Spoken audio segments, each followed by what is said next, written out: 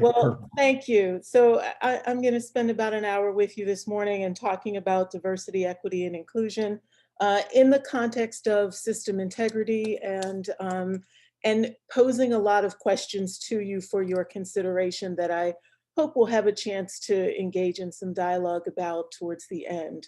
The question that I pose to us is, how do we at the same time effectively work to diversify our workforce, which also means advancing an inclusive and excellent and equitable environment, but also promote that system integrity. And so I'll go through some discussion about diversity, equity, and inclusion, try to position that in the context of perception and how perception is really becoming even more salient than perhaps it ever was. But I'm also going to position that in the context of the reality of our lives as we move through 2020 and into 2021, and we're still dealing with the realities of the pandemic and working in these virtual spaces. And I, like many of you, am coming to you from home, where I've been working for nearly a year now. And I, like many of you, have gotten a pandemic puppy. And so I show his picture not because I want him to be a famous puppy, but because he may very well make his presence known during the course of our time together. And so if you hear barking or squeaking, or you see me moving about, it's me trying to throw treats or toys or something on the floor so that he doesn't distract us too much. So against that backdrop, I want to start us off thinking about perception. And I show you this picture and say, who we are shapes what we see. What I hope you see, and what I'm certain that at least at some level you see, is a yellow flower, right? If we were together in person, I would ask you what immediately comes to mind. What kind of flower is it? What are you thinking and such? But I will leave that to the imagination of all of us since we are in this virtual space. And I will say to you, now I'm going to tell you what kind of flower it is. And before I switch to the next slide, I want you to immediately grab an image in your mind or a thought in your mind. This is a dandelion. Okay. I suspect many of us, those of us that have yards or live in suburban neighborhoods or such, immediately went to, as soon as I said dandelion, you perceived this in a negative way. You saw it as a weed. You saw it as something that is either in your lawn that you are trying to fight against, or your neighbor's lawn that you are unhappy that they are not fighting against. But your mind perhaps immediately went to a negative space. For others of us, when I said dandelion, your mind perhaps went to superfood, because in fact, dandelion greens are tremendously healthy. Dandelion tea is known to be an antioxidant. It clears up your liver and kidneys. And there's even dandelion wine that you can drink that has medicinal value and has been touted as a superfood for many years. And still others of us may have simply pictured or thought of nature, the beauty of the yellow flower, the beauty of the life cycle of nature. If you Google dandelion on the internet, you will see lots of pictures of the seeded variety where it has been taken as an art form and is truly capturing the imagination of all that is beauty and the natural beauty that we see in our world. Regardless of where your mind went, it is highly likely that others in your group went to a different place. And so while who we are shapes what we see, together we see more. And this is in fact the essence of diversity, because diversity is the mix. It is the mix of all of the different characteristics and pieces of our identity that make us who we are.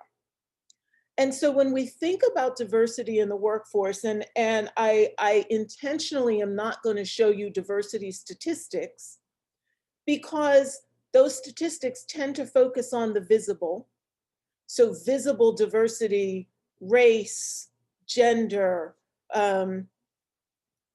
size, age, things that allow us to visually take stock of the individuals in our space.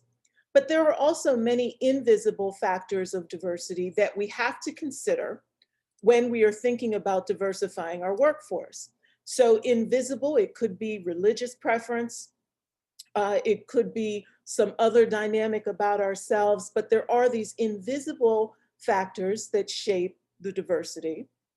There are known and unknown factors. So for example, the fact that there's a puppy laying here and the extent to which that tells you something about my life or my family situation or my housing situation. There are known and unknown factors, and known and unknown factors, I will say, has become increasingly important or salient over the course of this last year, because while it was much easier for us to separate our work and personal lives prior to the grand migration into our online space from home, it is the reality that these factors do play a role in how we think through diversity in our workforce. And then individual and intersected. Now, all of the different diversity factors that I've spoken of thus far, where I've said race or gender or home or class or whatever it is, they are all individual identifiers of who we are. But the reality is that as individuals, we don't sit in isolation or with these individual factors. Rather, there's intersections. They are intersected in us as individuals. And so when we're thinking about diversity, one of the critical important points that we have to think through is intersectionality. How all of these different categories that define who we are actually shape us and the experiences that we've had. Now, intersectionality is an analytical lens that is used to explore the impact of these different interconnected factors. And the definition of intersectionality is that it is an analytical framework that explains the interconnected nature of social categorizations, creating such as race, geographic location, age, ethnicity, creating overlapping and interdependent systems of disadvantage. Because in fact, intersectionality is a tool that is used for individuals who are studying the impact and the disproportionate impact of these different various factors on individuals and their ability to achieve, whether in the workforce or in social life. Now in the red, what I have done is I've put advantage or disadvantage, because the reality is, from my perspective, that what may be a disadvantage in one context for an individual may in fact be an advantage in a different context. Or as we look at different individuals and how their intersectionality impacts these systems and the perceptions that they have about the world around them, we have to think in terms of the full spectrum, which is both advantages and disadvantages. I also have placed in red both real and perceived, because it is absolutely the case that there are real disadvantages or advantages to being in different contexts and being of certain race or a certain gender or a certain size, et cetera, et cetera. But now more than ever before, especially with the advent of advanced technology and the acceleration of the way that technology is influencing our ability to gather, communicate, and share information, perceived disadvantage plays a significant role. And as we move forward and talk about all of the different elements of DE&I and think about it within the context of assuring system integrity, we also have to think through how reality versus perception plays a role, specifically when thinking about diversity and disadvantage. So let me give you some idea of just how perceptions of diversity play out in the workplace and how individual groups, here we just have two groups, white employees and non-white employees, differ in the way that they perceive the exact same uh, organizational, corporate, institutional policies, programs related to diversity and diversifying the workforce. And so in response to a question, a survey question that Bill 10 put in about my company is somewhat diverse, 78% of white employees surveyed said yes, they strongly agreed with that statement, while 66% of non-white employees agreed with that statement. And when it's broken down by race, you see even greater differences. In response to the question of my company is not diverse at all, again, you see differences in the way that different individuals from various groups perceive the level of diversity within the company. Again, the idea here is that we're focusing or refocusing our attention on perceptions of diversity, not just simply on the diversity statistics in and of themselves, because as we think through the perceptions of diversity, we can begin to think more clearly about how to address those perceptions and how to intervene and make decisions related to diversity, equity, and inclusion. Here's another set of numbers that just give you a sense of how different individuals positioned differently in a company assess, perceive their company's position on diversity. And you can simply look and see that the different colors in the bars really are moving, whether we are looking at gender, whether we're looking at race, whether we're looking at the level of the individual within the organization. The perception of the company's position on diversity makes a difference. And it makes a difference because regardless of who's sitting at the table, you could have many, many different individuals or different types of individuals sitting at the table. But if the perception of diversity is different, it has implications for what those individuals are able to do and accomplish within the environment that they sit in. Because diversity alone is not enough. Diversity is the mix. Inclusion is how we make that mix work. So it's not sufficient that we just have many different types of individuals sitting at the table. Question is, how do we actually engage the different members of our communities? How do we include them in what's happening? So inclusion and an inclusive environment is one where we have mutual respect, where everyone is encouraged to participate based on their unique ability to contribute, and where we challenge the traditional notion that what we want to do is we want to bring in lots of different people into the organization, and then we want to minimize their differences. We want to bring everybody, and then everybody is going to do the same thing, and we're all going to assimilate. That is absolutely the opposite of inclusion. Because the idea about inclusion is that we celebrate our differences, that this individual in the middle that is a different, the light is shining brightly and their arms are up in the air because they are celebrating the differences, the different perspectives, the different experiences, the different realities that they bring to the conversation, that they bring to the analysis, that they bring to the solution, that they bring to the environment. And in an inclusive environment, we celebrate those differences. Because when we celebrate those differences, everyone has a sense of belonging.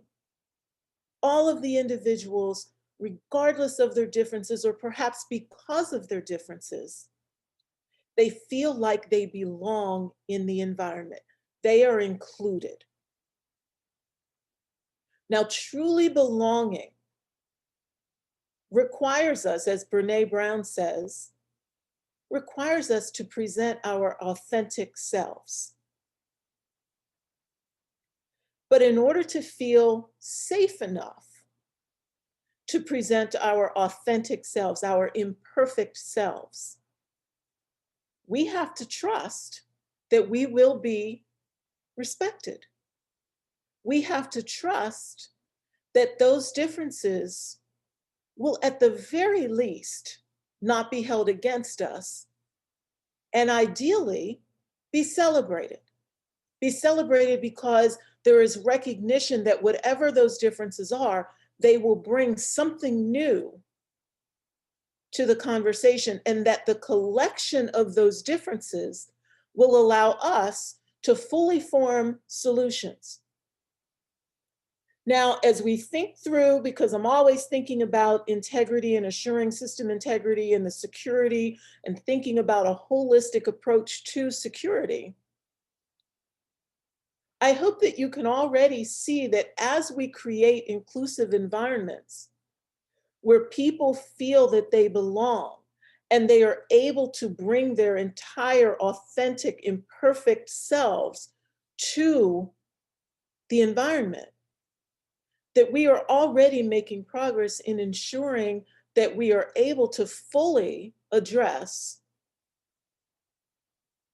potential flaws and vulnerabilities in our systems, because we have a variety of different perspectives coming together and allowing us to look at things from many, many different perspectives.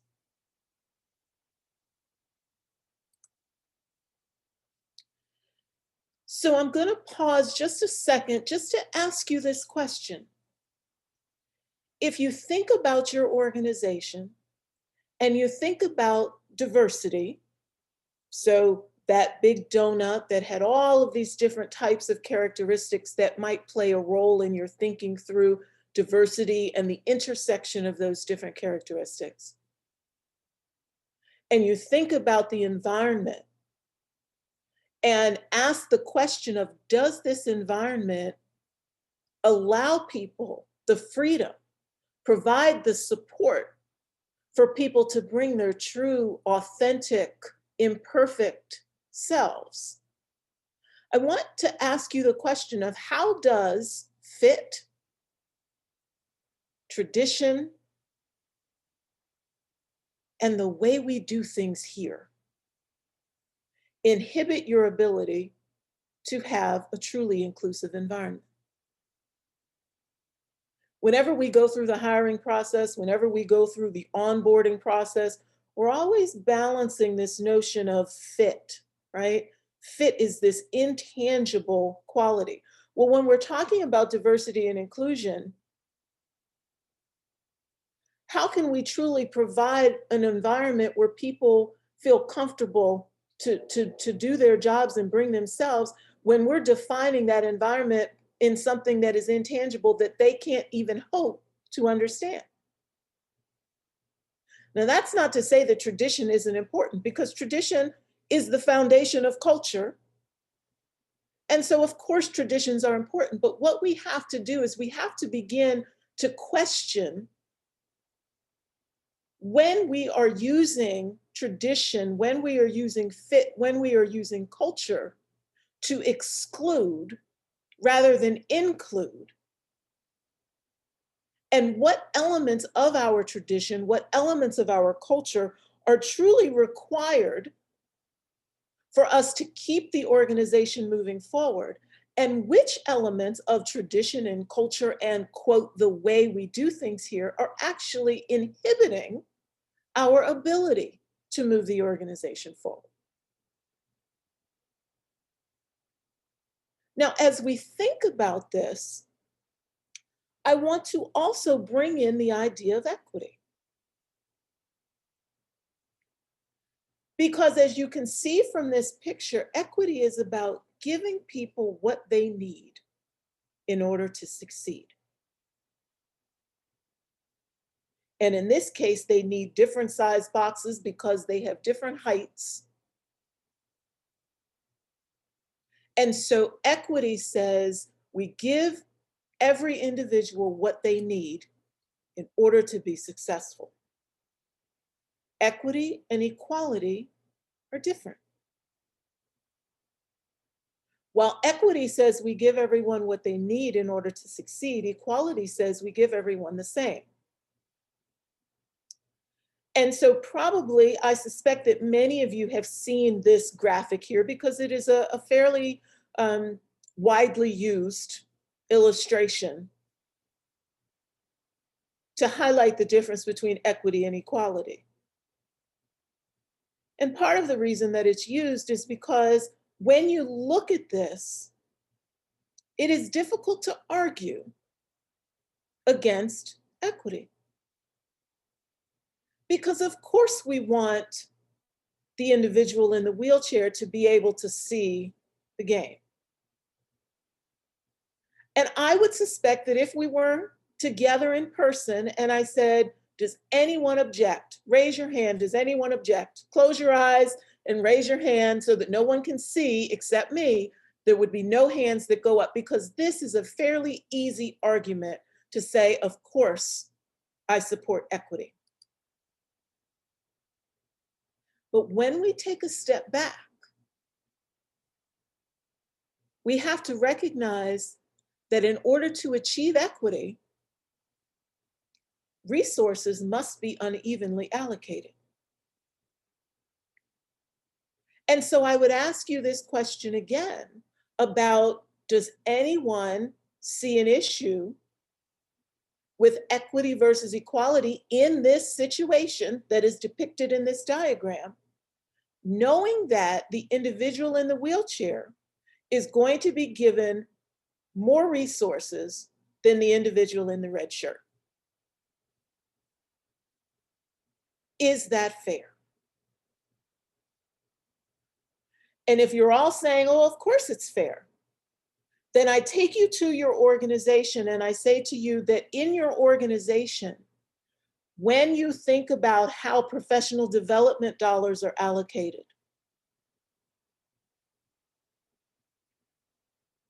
are they allocated based on an equality or an equity frame? Does everyone get the same amount of money to get certifications, to go to professional development opportunities? Or are those professional development dollars allocated based on who needs more development? I would bet that in the majority of the organizations, the professional development dollars are allocated based on an equality frame. Is that fair? To push you a little bit more in thinking about equity versus equality and to question your notion of fairness, I take you here.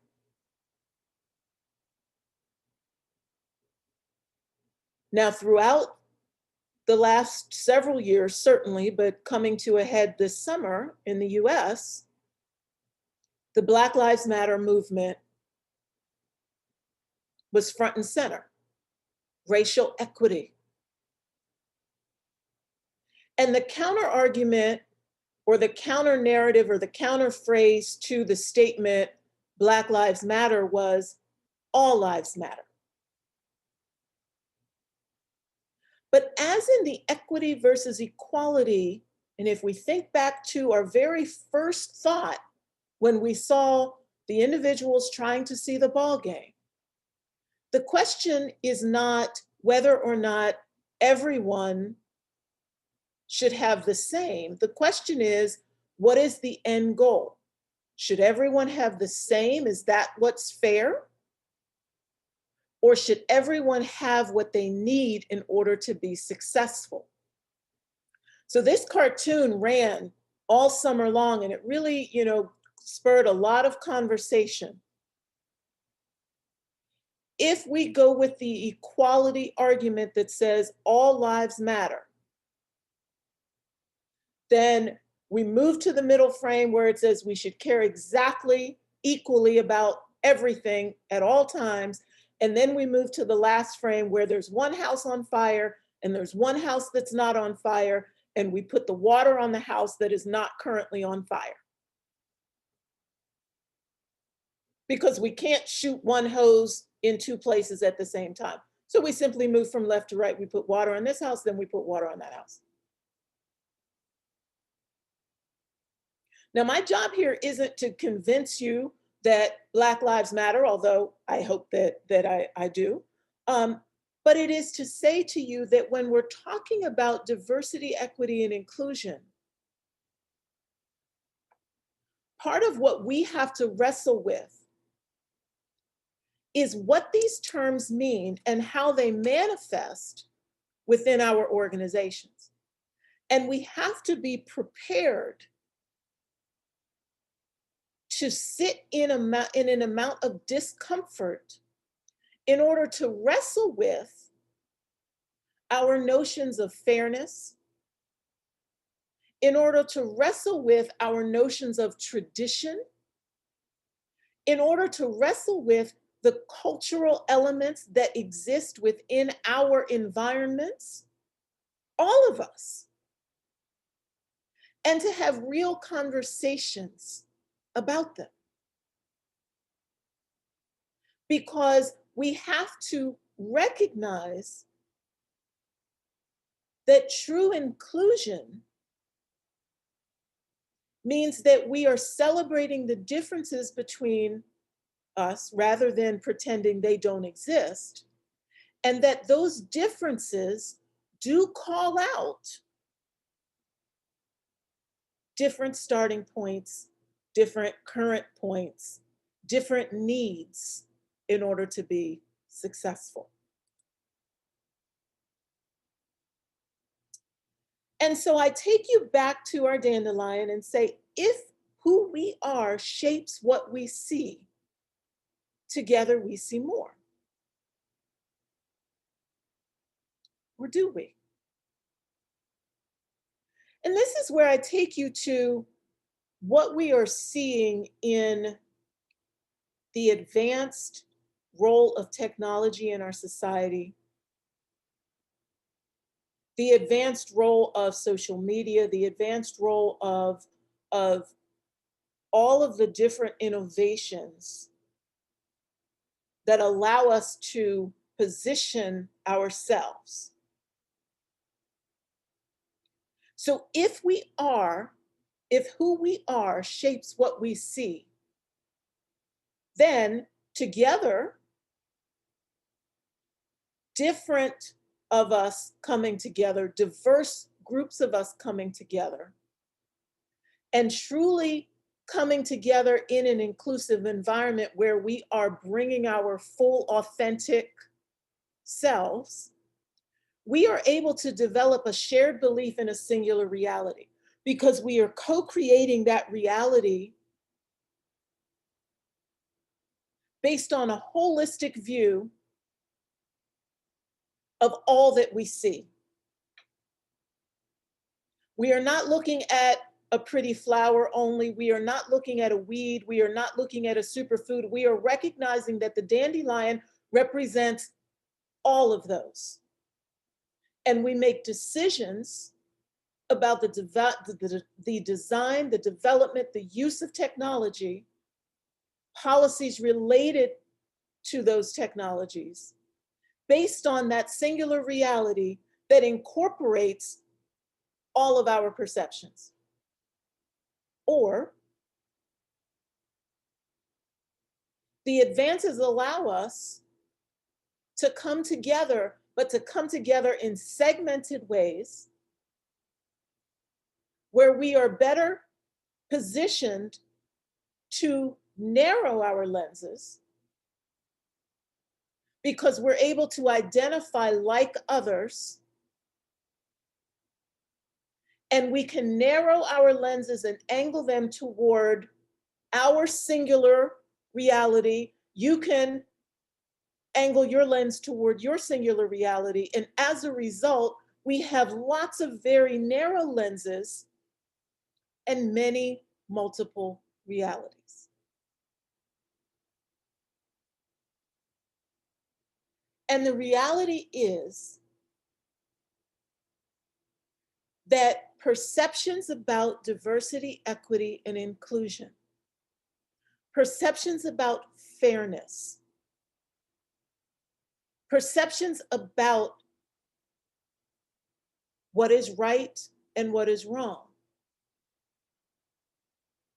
are able to push us toward one end of the spectrum or the other. And if we exist in environments where we do not have diversity, or environments where we have diversity, but we don't have inclusion, because we haven't wrestled with the real questions surrounding equity and our real feelings about it, not in a way to shame us or say that one is bad or one as an individual is bad or good, but to say we have to put it out on the table in order to address it, in order to conversate around it, in order to develop a shared reality where we coexist and have disagreements. If we don't do that, we end up with these multiple realities. What does this mean for system integrity?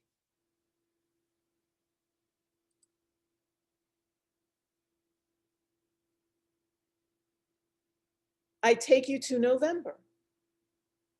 November in the United States. And this is not a political statement of who's right and who's wrong. This is simply an illustration to show you how the integrity of our systems is heavily influenced by perceptions of diversity, equity, and inclusion that led to narrowed lenses angled toward multiple different realities,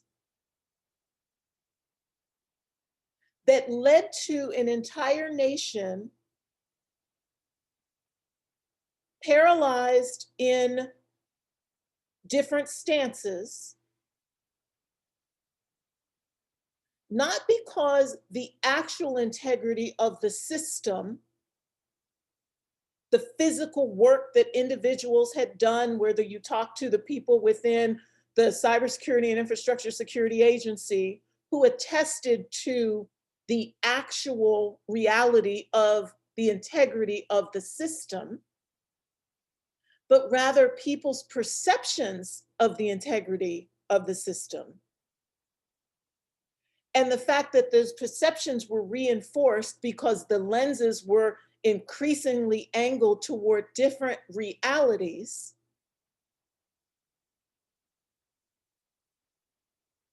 that then called into question the integrity of the system.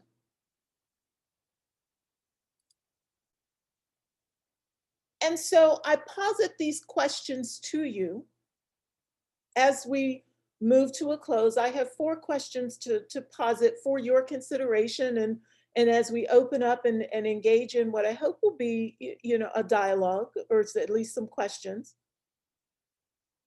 When we think about perceptions of integrity and we position those squarely within the discussion around diversity, equity, and inclusion, I ask you, what will be the impact on cybersecurity practice if we continue to move into these multiple realities, if these multiple lenses continue to narrow and angle into multiple realities? What does that mean for our ability as cybersecurity professionals to assure system integrity? And how can we leverage diversity, equity, and inclusion within our organizations to address this issue? How do we adjudicate markers of reality? In the opening and the discussion around the different papers that have been submitted and that will be presented in the program over the course of this conference, talked a lot about artificial intelligence and machine learning and the ability to augment reality. So if questions around fairness, questions around diversity, equity, and inclusion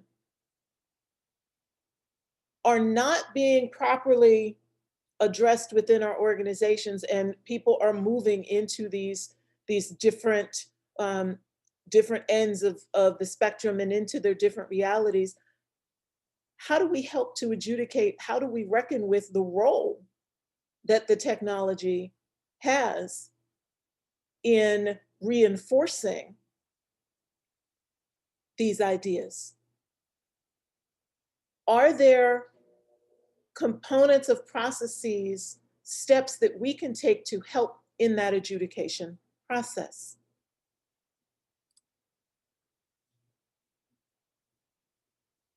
As we think about adversaries, and we always go through the categories of adversaries, nation states, sole actors, and everything in between, do we need to include purveyors of disinformation? And if we do, how does this expanded notion of the adversarial context of categories of adversaries alter our approach to cybersecurity? Does it? Should it? And finally, what, if any, responsibility do we as cybersecurity professionals have in shaping or reshaping perceptions of system integrity? Is it our role to deal in the perceptions of system integrity, or is it our role to simply deal in the objective reality of system integrity and to say, listen, the system is secure, the end? And if we do that, what happens? We saw what happened in the US. And I say past tense, but the reality is we're continuing to see what happens in the US, even when the agency that was responsible for the technical assurance of the system said that the system integrity was there. It is only going to continue to get worse in terms of the gap between perception and reality if we don't at least begin to think through what role we play in helping to adjudicate and move these conversations forward.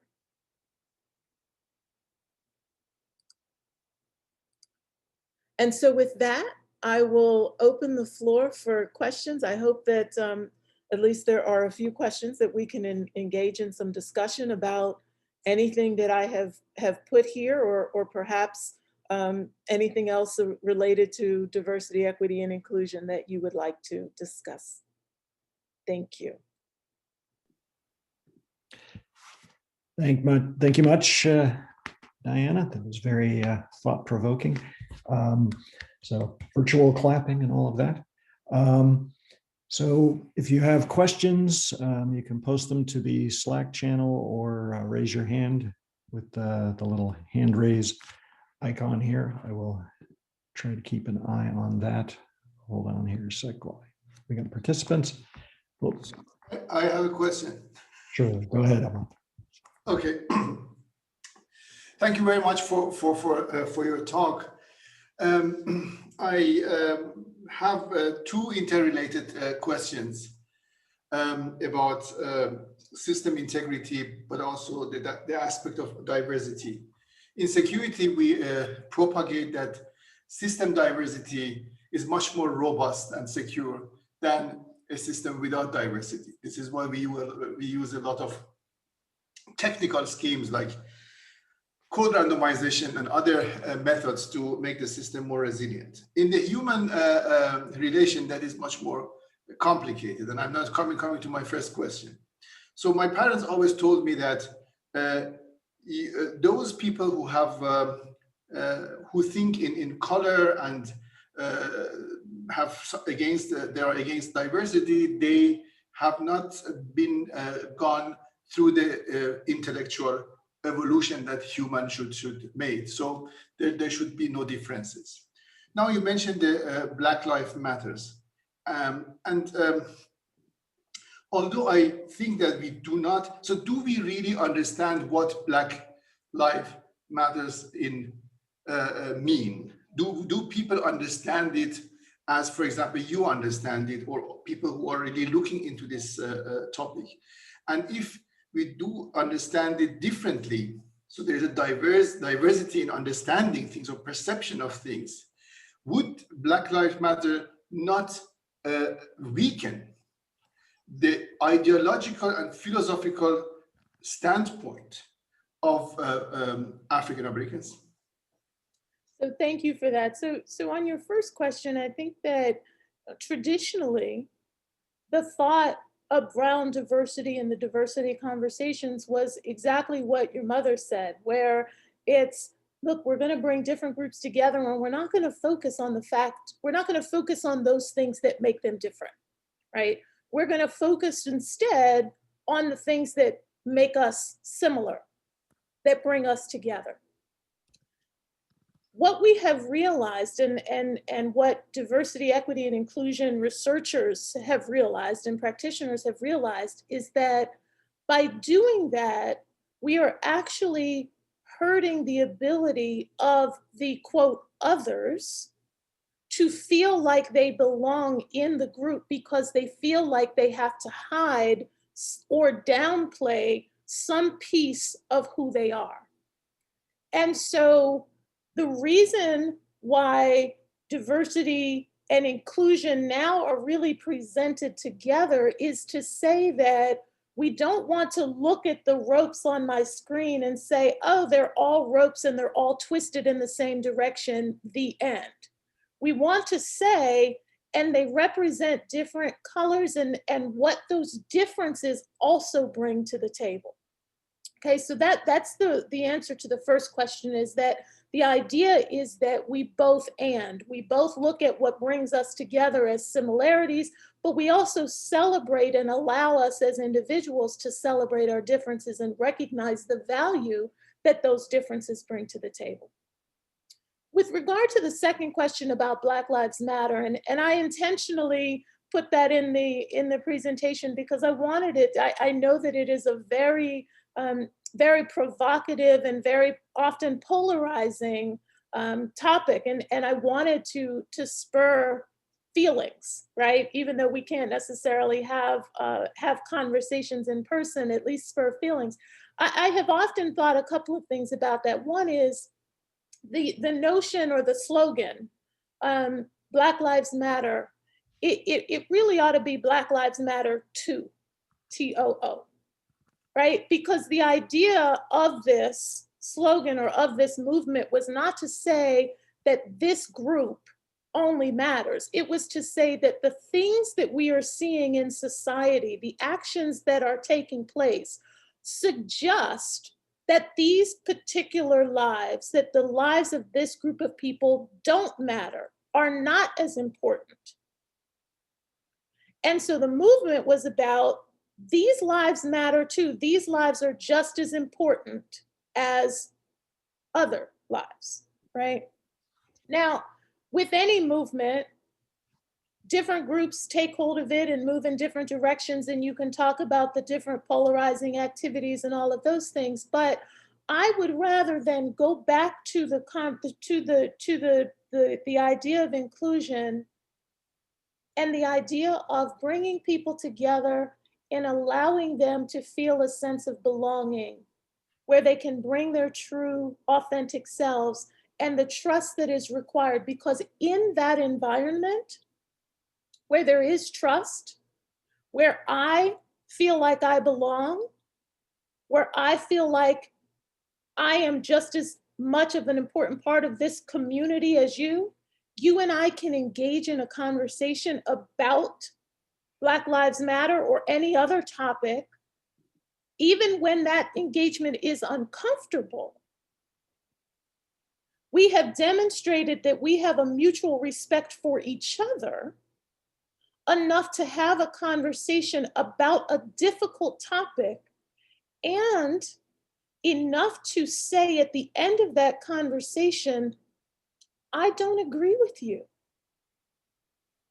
right? If we go back to the dandelion,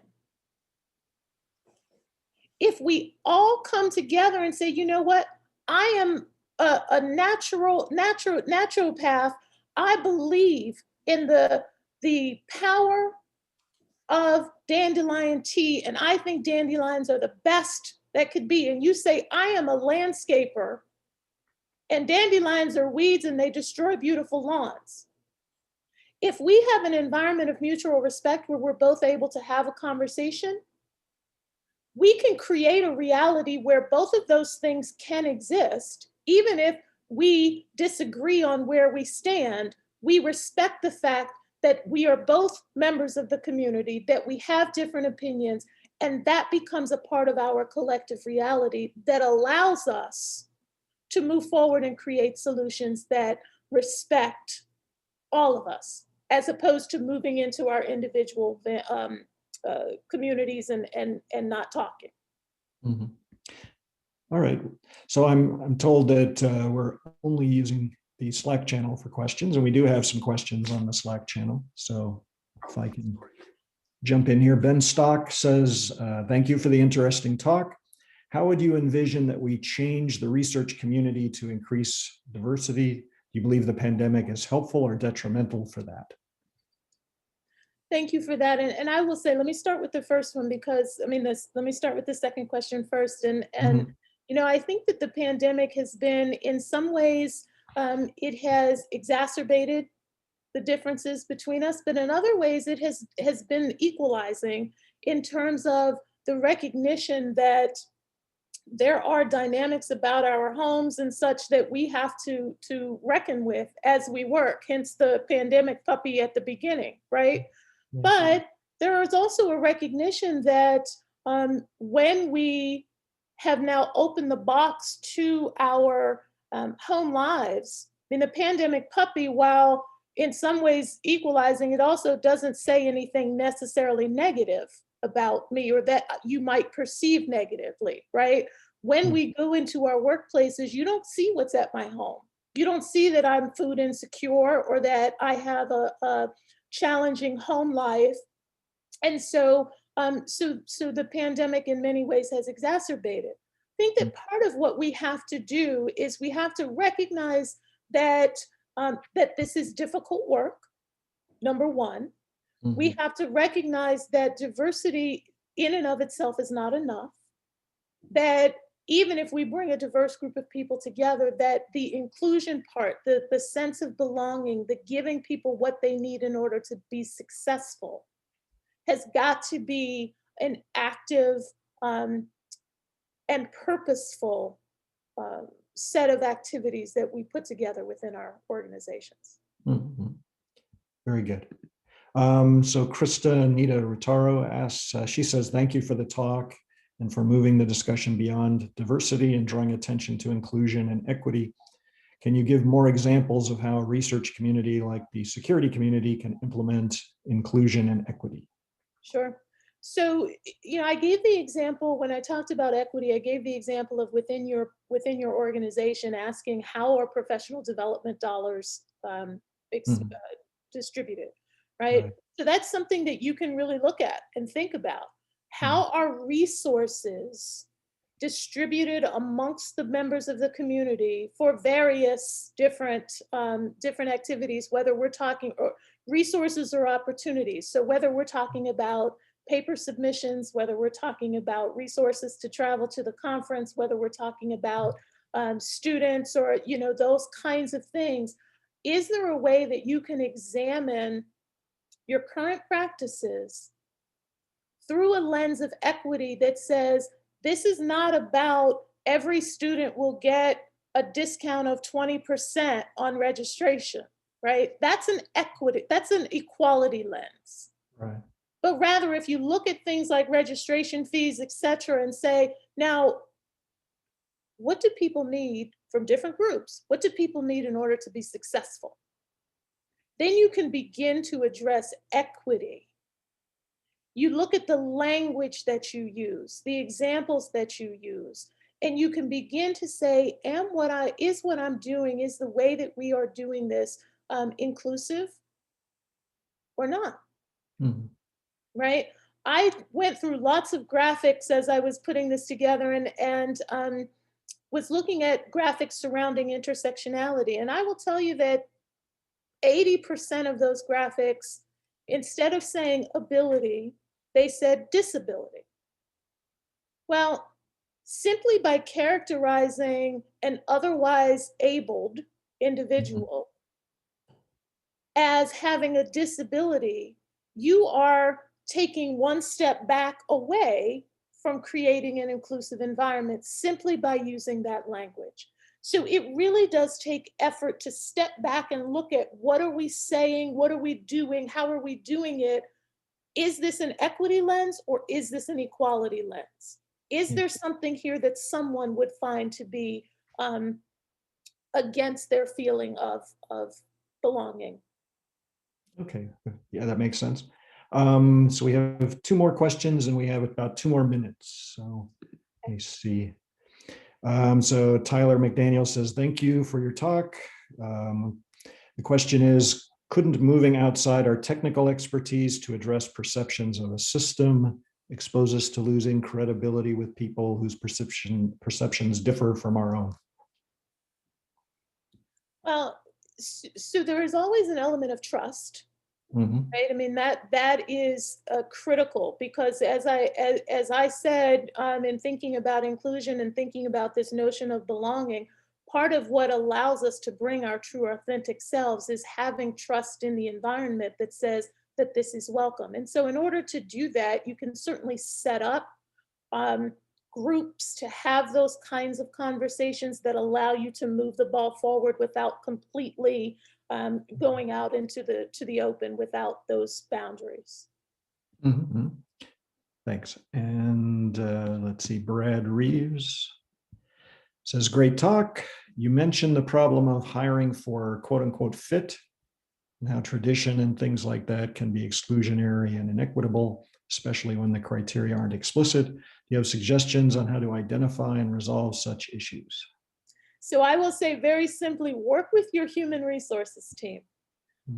We are in the process of going through many searches or developing many searches right now, and the HR professionals have been invaluable in helping us to identify language that is potentially exclusionary. They have software applications that actually help them with that as well. And so I would say that when you're hiring, you want to work with your HR team to make sure that that they are looking at this from their lens and can help you to remove some of that language that might inadvertently exclude people who otherwise could be wonderful additions to your community and your team. Okay. Yeah, that's helpful. Yeah. I think we write our own ads and push them out. And so, yeah, we could get some feedback on that. All right. Thank you very much, Diana, for a very thought-provoking talk. And